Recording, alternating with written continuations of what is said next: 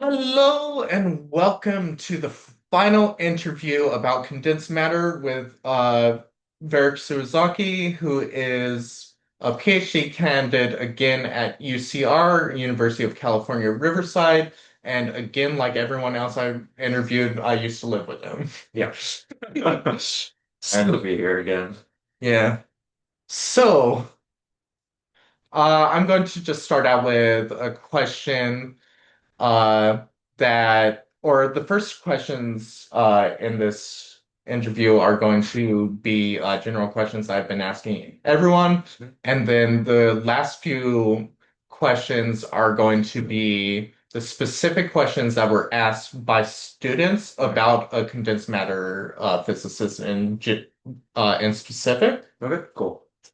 And I should say that we used to work in the same lab together. Yes, we did. So I do actually know what you're talking about.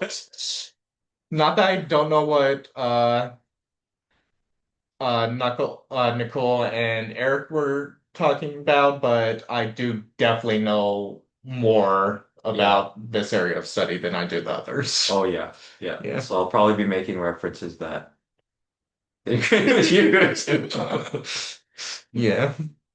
So, the first question that I want to ask is just a general background information, just about like your academic background, what type of research you do, and what that means. Like just my grad score, like Uh, full resume. if you want to, I know you did, I think, high energy. Yeah, okay, so Yeah. interestingly enough, just like Eric and also like Will, I used to do high energy research in undergrad. And then I switched over to condensed matter in grad school. So I Yeah. kind of have like both. Yeah. So, I don't know if you want to go over all the high energy stuff now that, I can briefly go over it. yeah. So in my undergrad research, when I was still in high energy, essentially what I did was I ran what's called Monte Carlo simulations. So Mm, essentially that's just running a whole bunch of simulations, randomized simulations with a certain set of parameters. So my job essentially was we had this big particle accelerator. I'm sure you guys know by now from Eric's talk what a particle accelerator is. But we wanted to see how a certain particular particle called a muon. I'm not really gonna go into what it is, but I did actually um, bring up muons earlier. oh, you did? Okay, well they know what it is.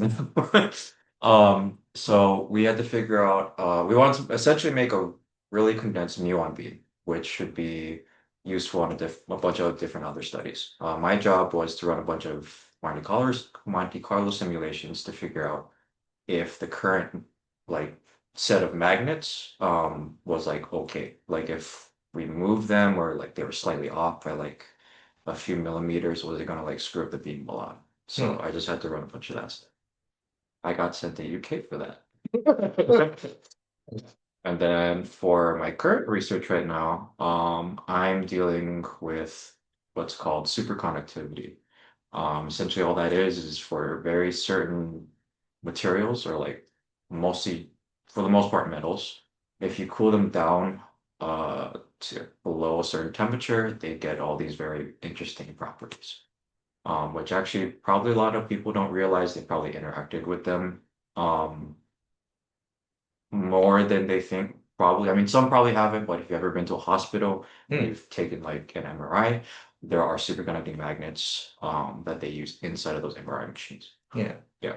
And then I think the main properties of superconductors is, if I remember correctly, it's that there's no internal resistance and Yep. that it expels all magnetic fields. So I Yep. think I honestly might have got had like one slide in the Oh, question or earlier in the semester about them, but it is a very specific subfield that is just starting to get explored.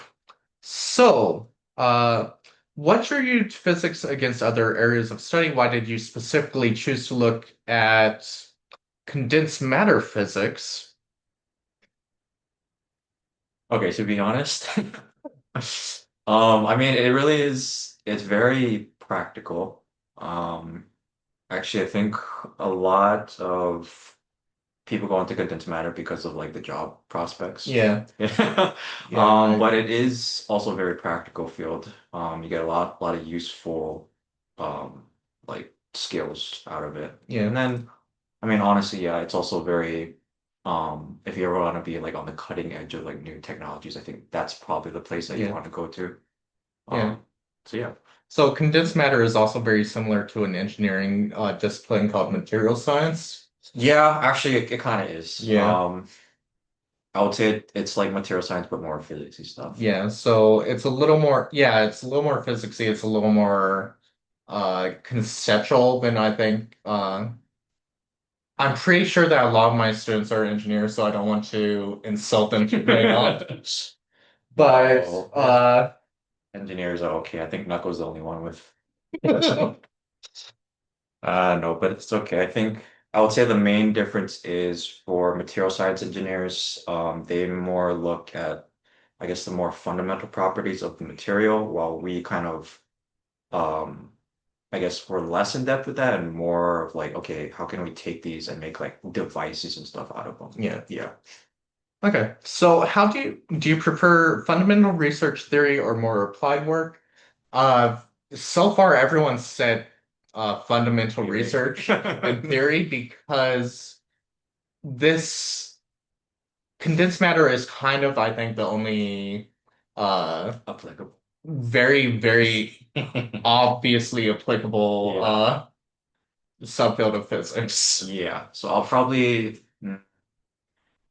say maybe somewhere in the middle because theory is still important, but definitely leaning more towards like experimental, so applicable, Yeah. which yeah, you definitely probably.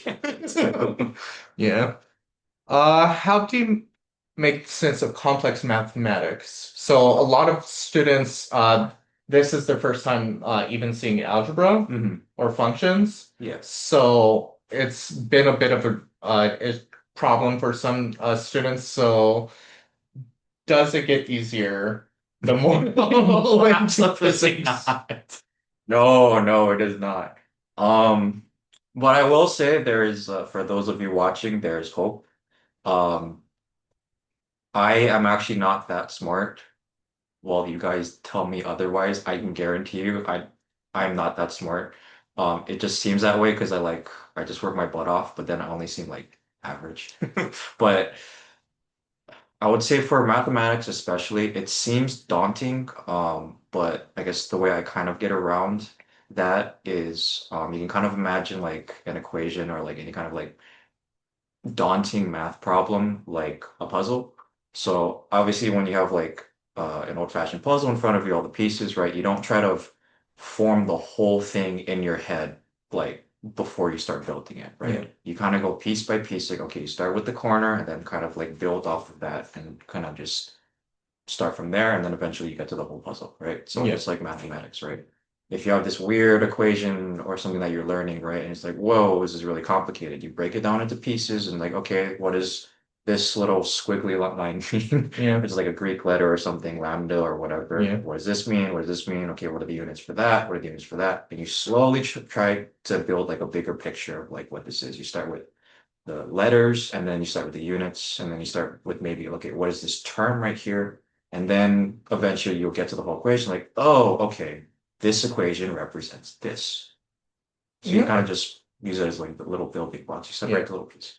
yeah. And then, like, I just fundamentally disagree with the idea that anyone's not that smart. I think that there's that Einstein quote that I probably brought up in this class before that where Einstein was ran to by like a little child who was having problem with math. And so he wrote back to the child, whatever your problems with math are, mine are still greater. So I think that how I've always interpreted that is Mm. that it wasn't that Einstein was dumb, like Einstein is crazy smart. It's Yeah, really intimidatingly smart. yeah, It's just that at any given time, you are going to come across something that is going to puzzle you, and what makes the difference between like Einstein and me is the like very bullheadedly and like going across that puzzle and attacking that puzzle with fortitude rather than uh I think it's more how fast they solve the puzzle. Because if yeah, anyone stares at like, an equation long enough, if you have like basic human intelligence, which is like pretty much everyone, except yeah. maybe like a few people that are missing part of their brain, then The I guy who think got like the particle part of accelerator. it, yeah. Well, actually, I think he was fine. I think actually there was someone that lost like 90% of his brain, function of 90% of his brain and still lived. Oh yeah. Yeah, I but saw an anti-French meme about that. anywho. Well, yeah, if you have basic human intelligence, if they stare at an equation long enough, you will eventually get it. I think smartness comes into like how fast you can kind of like Yeah. build the puzzle. Yeah. Or I don't know.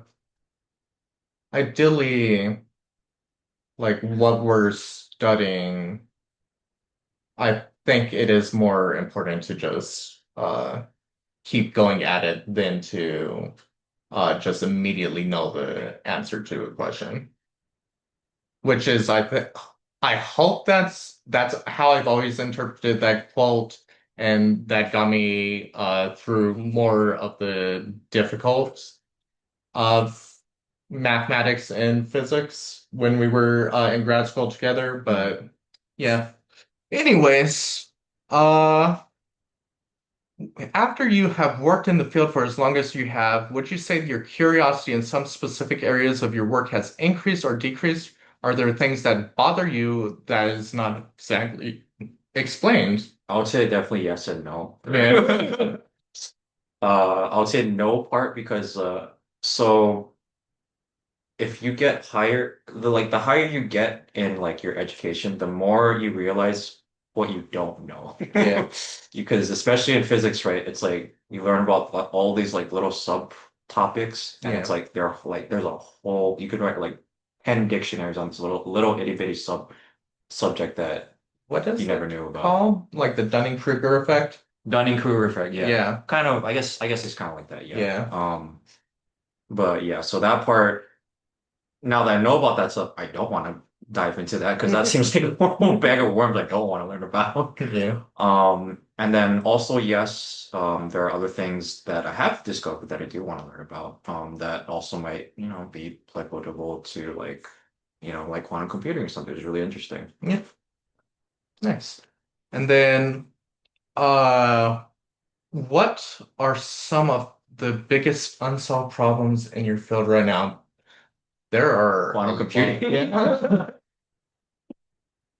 Yeah. quantum computing and room temperature superconductivity, which is a big fraud Yeah. paper. Yeah. Plastic Fantastic, like Yeah, something like that. Yeah, I think those are the main two things. I mean, there's probably a bunch of other things, or like um, shrinking transistors yeah. below 3 nanometers. Yeah, Mm, but yeah, I yeah. think those are the two main things: quantum computing and room temperature superconductors. Okay. So what discovery or breakthrough in your field has had the most unexpected impact? And in addition to that, what do you think is going to be the next big impact? Oh, by far transistors. Come on. So if any of Only guy you, to ever get two Nobel Prizes. is it really? I think so, yeah. In physics, at least. Oh, I guess I feel like there's been someone that has way more. Whatever, but yeah, okay. It's first thing would be yeah, definitely transistors, or at least for the past, I guess.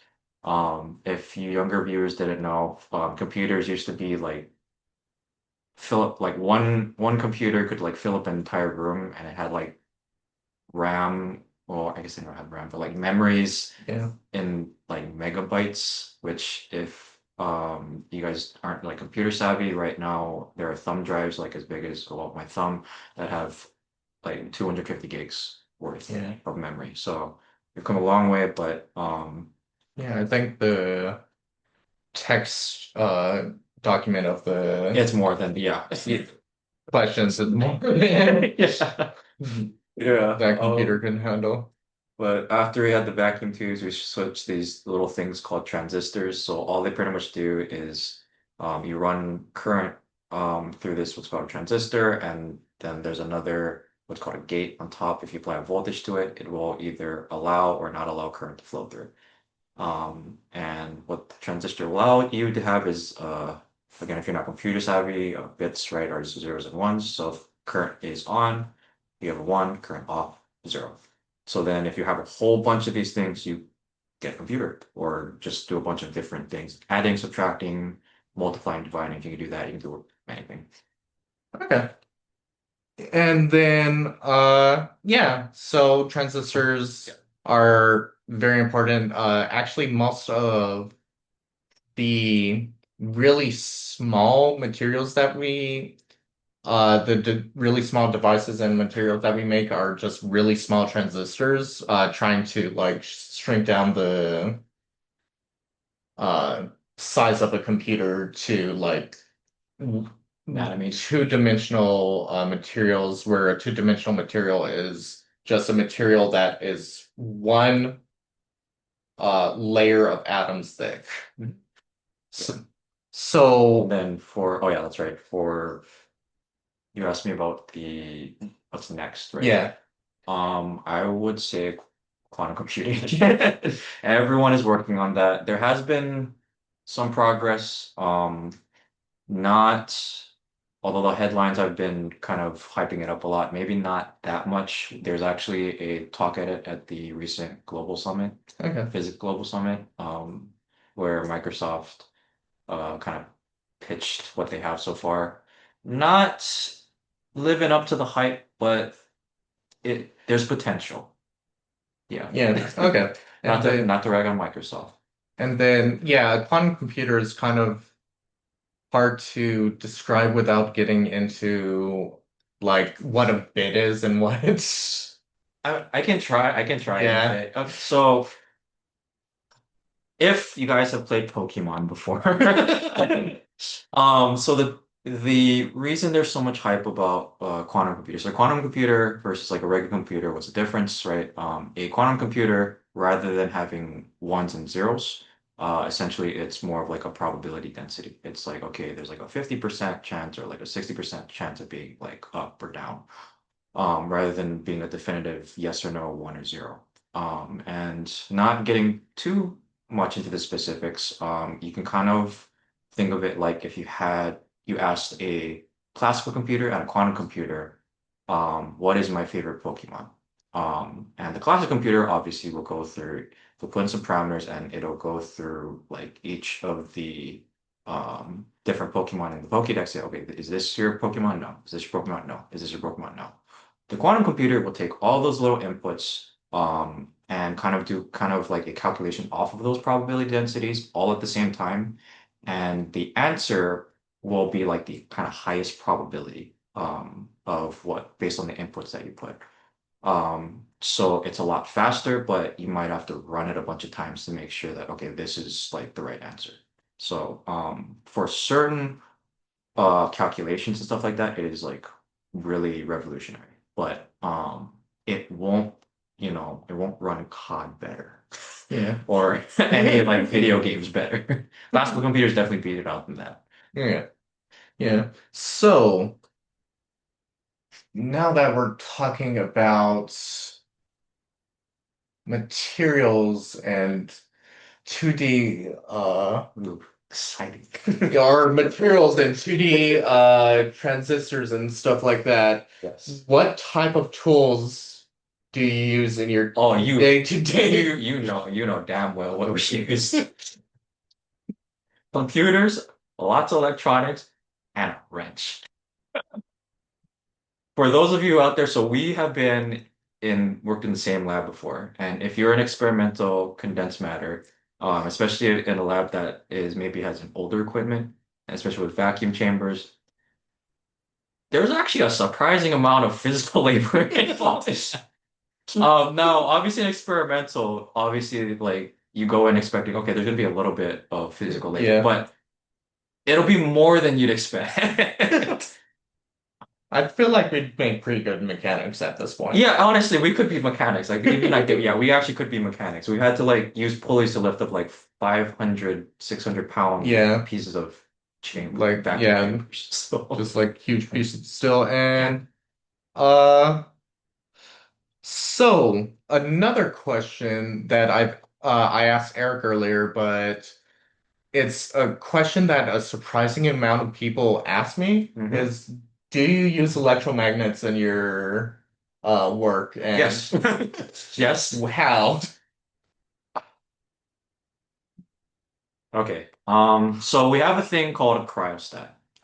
So in our lab, essentially what we do is we get these what's little called little substrates. So you can think of it like a little tile of like a specific material, and then we put them in these vacuum chambers where we grow like materials. So I mean, you kind of think of it like spray painting almost. But instead of a spray paint, it's like a metal. So we heat up a metal, and then a whole bunch of vapor comes off, and it deposits on this little substrate based off, and we take those out of the vacuum chamber when it's done, and then we kind of etch different designs into it, and then we do a bunch of electrical measurements on it. Yeah. But we need to cool it down, and the way we cool it down is we put it in what's called a cryostat. So we put on like this big pole, we put it down into this liquid helium system. So you guys have probably heard of liquid nitrogen before and dry ice. But for our purposes, we need to get even colder than that. So helium, you can actually cool down to like the millikelvin, or well, Kelvin, and then through other ways, millikelvin. But you just think of it as like a colder version of the liquid nitrogen. So we can dunk that in the liquid helium, cool it to the temperature that we need. And then we have these big, kind of like an MRI machines, like I was talking about earlier, these big superconducting magnets where we can run a certain magnetic field through these samples and do a bunch of tests with them. Okay. Nice. And now that was a general question. Now we Yeah. move on to the specific questions. So condensed matter is a kind of in between scope between particle physics and astronomy. Is the closest area of physics to a human scale. I wrote this. I didn't just so you have somebody to blame for how actually difficult this Wait. question is. Do you think the interactions between large number of particles in a system make it more difficult to understand against the more fundamental forces that you see in astronomy and particle physics? Okay, one, I'm gonna say that no, because like, I would say we're definitely not an in-between. We're definitely like a whole different. Yeah. I feel like we're a whole different subject. And number two, dude, we deal with like for me, like also us with right, we deal with particles. That's much smaller than human stuff. I'd say the more applicable one is like classical mechanics. Okay. Yeah, that's human science. Yeah. Or classical mechanics, I kind of forgot about because I was only thinking about things that are currently being done research Yeah, with. okay. Well, Yeah. But classical mechanics, if you guys didn't know, is more like kinetics, yeah. yo-yos and So rolling balls down hills. It's just super exciting. like the first unit of this class basically. Yep. Yeah. And then I would say, and then you asked about the, I guess the number of particles being either daunting Yeah. versus Yeah, daunting asteroid particle. or yeah, because Astro might have more particles, but we really only, or I think they really only look at like the electromagnetic interaction that's coming out of them or like gravitation, which is really very much a bulk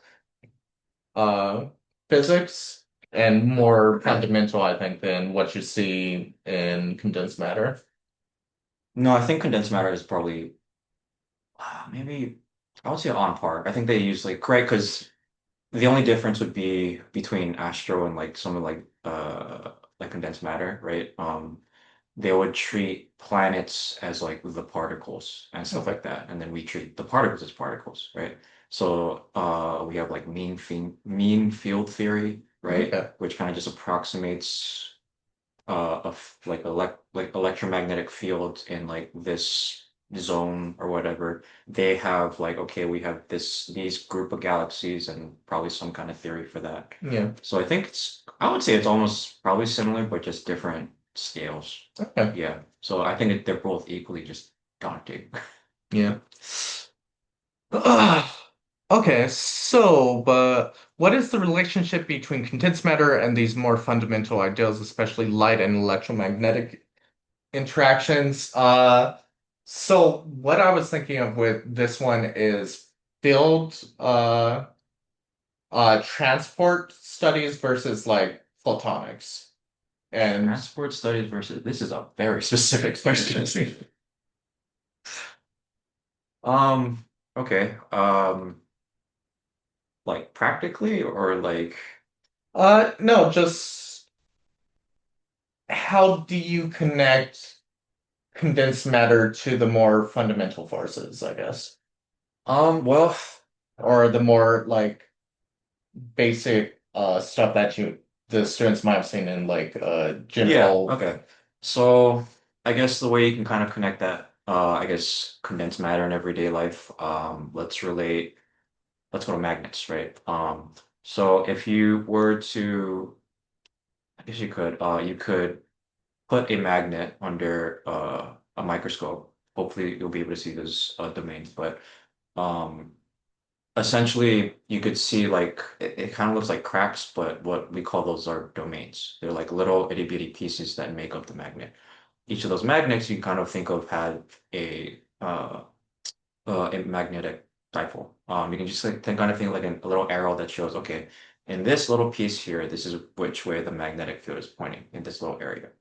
And you have a bunch of these. And essentially how a magnet is made is when you have this certain material, you heat it up until it's like almost like molten. You run a huge magnetic field through it, and all of these little arrows in these domains line up. And then once you cool it down, it kind of you let it stay in that magnetic field. Once it cools down, you take it out, and then you have a magnet where all the domains are kind of lined up. So then you have a little material that you know emulates adds up all of those arrows, so you get like a little magnetic field. Okay. So that's kind of like how you can relate electromagnetic fields to something you kind of deal with in everyday life, right? Because magnets, they're in your computers, you can play with them, they're on your fridge and stuff No. like that. They're in the MRI machines that use, yeah, TVs, yeah, Yeah. anything that's like electrical, probably. Yeah. I hope that my students aren't using MRI machines all the time. Yeah, But I a hope. lot of them are like pre-med, so maybe. Yeah, so then you'll get very familiar. Yeah. Okay, so I'm going to stop asking the really obnoxious questions that I came up with and ask this very kind of questions that the students came up with. So I was curious about what got you interested in studying materials up close, and have you ever seen the material change in different ways through various different materials like magnetism? If so, did you figure out what caused the change and how? So I think this is asking about the properties of a material changing after it's Yeah, been uh, some sort of failed or some sort of changes occurring. So I guess this is a hysteresis question. they know what that means. No, just say that. Um, oh my God, I forgot the question. Uh, this one. Oh, that's right. I would say for the condensed matter part specifically, definitely job prospects. Yeah. Well, I mean, but also, I mean, I was also interested in quantum computing because right when I entered grad school, that's when, it started to get like a lot very popular. So I was like, oh, this Okay. is very interesting. Um, so I think that's probably why I went to condensed matter to instead of continuing with um, high energy and particle physics. Specifically for um, the materials question. Um, hmm. I would say, I mean, again, the magnet situation is more of a general Yeah. thing. There are a whole bunch of different ways that the electromagnetic electromagnetism in general can affect like materials, right? Take a solar panel, for example, right? The photoelectric effect discovered by Mr. Albert Yeah. Yep. Um, where essentially you have a certain material where light shines on this certain material, it kicks off an electron of a certain energy, and that's essentially the basic properties of a solar panel. And Yeah. it can also go in reverse too. Yeah. But the main thing for a solar panel, right, and certain wavelength of light hit material, electron pops out with a certain energy. Yeah. There are also kind of a magnet thing. You can heat up a material, line up all the magnetic fields.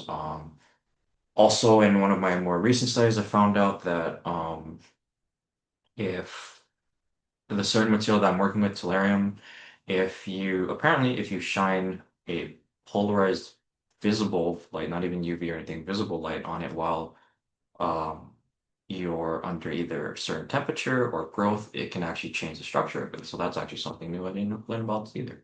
Yeah. So there are, yeah, there are a whole bunch of different ways uh, that the electromagnetic spectrum can affect different materials. Okay. Yeah, and then a couple things that I'm not sure if this is what the question is asking, but a lot of the materials that are working with, especially like the really small materials, are very fragile. So if you run tests and then you just keep running them, they might get you different results because the material is degrading. And then there is also the word that I use, hysteresis, which is the kind of a remembrance of, or it's that's anthropomorphizing Yeah, material, no, but no, that's fine. Yeah, yeah, it's kind of the remembrance of what something has gone through. So if you, like Varrick was saying, if you uh, put um, magnetic field so that all the domains line up with it, and then you put a magnetic field so that it goes the other way. If you go around in a loop, then there's going to be some remembrance and some properties that are going to change versus when you didn't put any magnetic field on the thing it, in the first place. yeah, it's more, it's kind of like more of like a delayed Okay. effect. Yeah. Yeah, And then I am very curious to ask condensed matter physicists how they were able to figure out that they were interested in such a niche subject. Did they always know about it, or was there one professor that opened the world to it? I think that kind of varies per person. Actually, before I hit high school, I was dead set on becoming a marine biologist. But For yeah. context, he's from Hawaii. Yes, so that makes sense why, yeah, that makes a lot more sense. Yeah. But yeah, it kind of just depends on what the person goes through that kind of just flips the switch. It's like, hey, I Yeah. kind of like this kind of stuff. Yeah. Yeah. I It was not a particular professor. Actually, I liked the UCR professor. okay. No, Yeah. I'm not saying that they're bad, just yeah. I just kind of fell upon the subject and Yeah. kind of fell down like a little Wikipedia rabbit hole, and Yeah. that's how I got kind of interested. Yeah. I kind of got there by accident because it was the only elective that was being offered that semester, and I didn't want to spend an extra like UC tuition amount of money to take other electives. So That's fair. I ended up finding it interesting, which is very lucky, but it is kind of just a thing that you have Nicole who's been looking at this, Nicole and Eric, who've been looking at their subjects forever, and then you have us who kind of Just fell upon it, yeah. just happen to like it. Yeah, some people are kind of just born with that um interest in it and just stick with it. Some others, they kind of just fumble upon it like us. Yeah. And for condensed matter physicists, how do sound waves, phonons, and heat transfer interact in materials? Oh, this is a That's a very specific question. And Wow. how does electromagnetism? Oh, we've already talked about electromagnetism with about three different questions. So, first off, what is Was a phone on? phonon? What is a? I kind of went over what a quasi-particle is in one of them when I was talking about holes, Hmm. but I would like your input on what a quasi-particle and what a phonon are, because those are actually very difficult questions. Yeah, I will just go over the surface level stuff because I don't want this to be too long. Okay, first, quasi-particles, as kind of like the name suggests, it's not like a physical particle, it's more of like a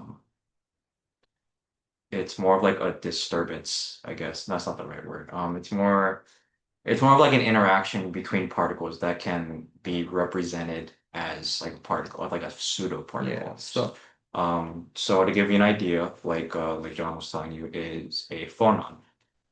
So a phonon, I mean, whoever's asking this question probably already knows, but a phonon, for those of the people that don't know, is when you look at materials like at a very small scale, you can kind of think of them as like a bunch of like little balls with like sticks connecting them, or springs, I guess. And when there are disturbances, or like maybe if you're like smashing it or something, or any kind of like any energy that's introduced to this what we call lattice, that's what the material is. This little kind of structured thing is called. Um, when there's like a disturbance or like a photon coming into it, or like any energy kind of that enters the system of the lattice, you can kind of create these almost like waves in this lattice, and those essentially can be known as phonons. So you can kind of think of it like a guitar string. If you pluck them at certain notes, they will vibrate and create what's called these normal modes. Um, so they'll have like a different number of humps based on how fast they're vibrating, and like again how in our case how the lattice is structured, and those are kind of those energy normal modes can essentially be represented as particles or like quasi-particles and hence phonons.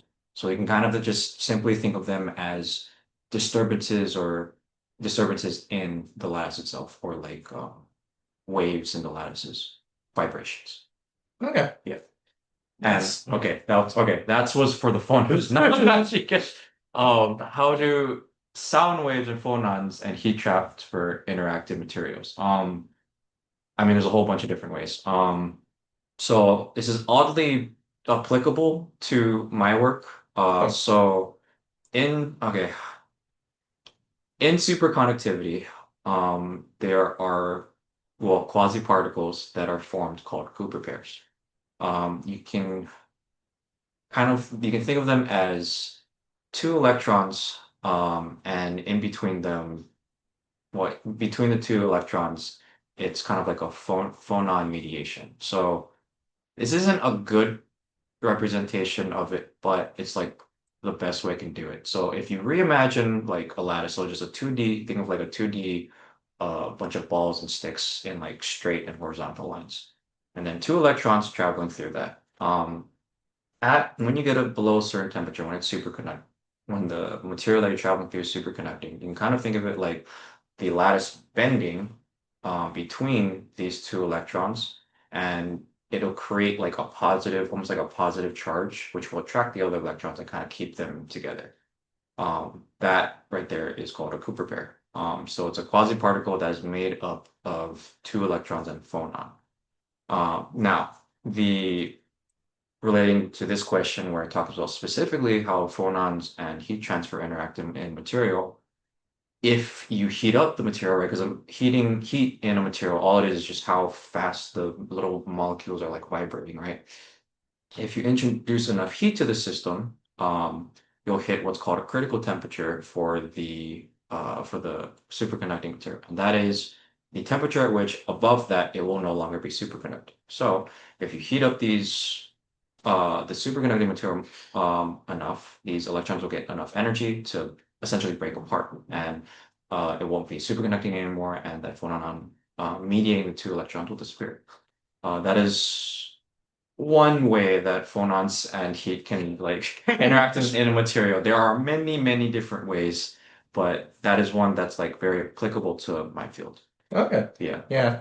And this is after I left and we switched labs, so I actually didn't know any of that. So thanks for explaining it. Yeah, yeah. So actually, for us, we were in more surface science. I had to switch fields due to unforeseen circumstances, Yeah. and I went into a different field, and he went teaching. Yeah. So that is all of the questions that I have and the students have. So I start out with a generic job interview question, and I'm going to end with the generic job interview Oh, question, which is, are there any questions that I should have asked? that you should have asked? Yeah, is there anything that you want to talk about that wasn't brought up? That's important for this class. Yeah.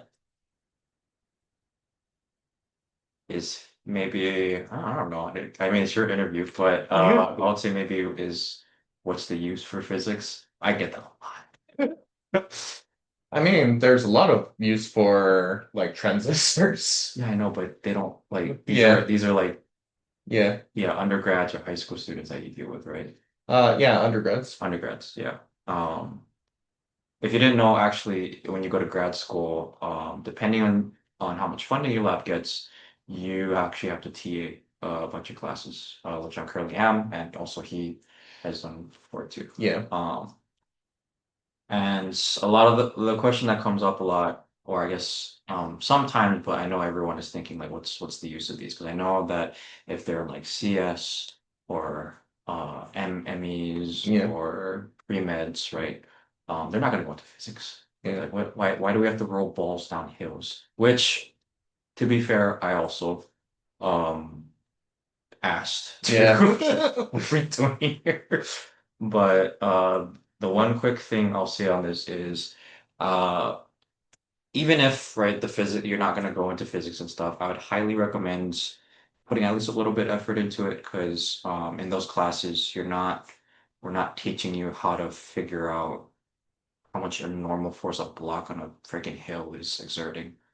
We're more teaching you all like the skills that will carry you through any career, right? So the main three ones are going to be time management, critical thinking skills, and data analysis, which you guys do in like your labs and stuff, right? Yeah. Which are obviously all super important. And in the beginning, you might be like, "Eh, we don't really do that stuff," but definitely by the whenever I have a starting class versus when I compare them to the end, they are all definitely better at doing the labs. Yeah. Someone can argue that they just got better at that specific one, but I can make a case where I think they've definitely at least slightly improved their all those like three skills. Yeah. Not just to be specifically for that lab. Okay. So I promise it is worth something. Just stick with it, put some effort into it, and then I promise it'll kind of like help you down the road a little bit. All right. Great. Thank you for being here and thank you for answering all these questions. You have been a wonderful guest. And it is 10:30 at night, so I'm going to stop recording.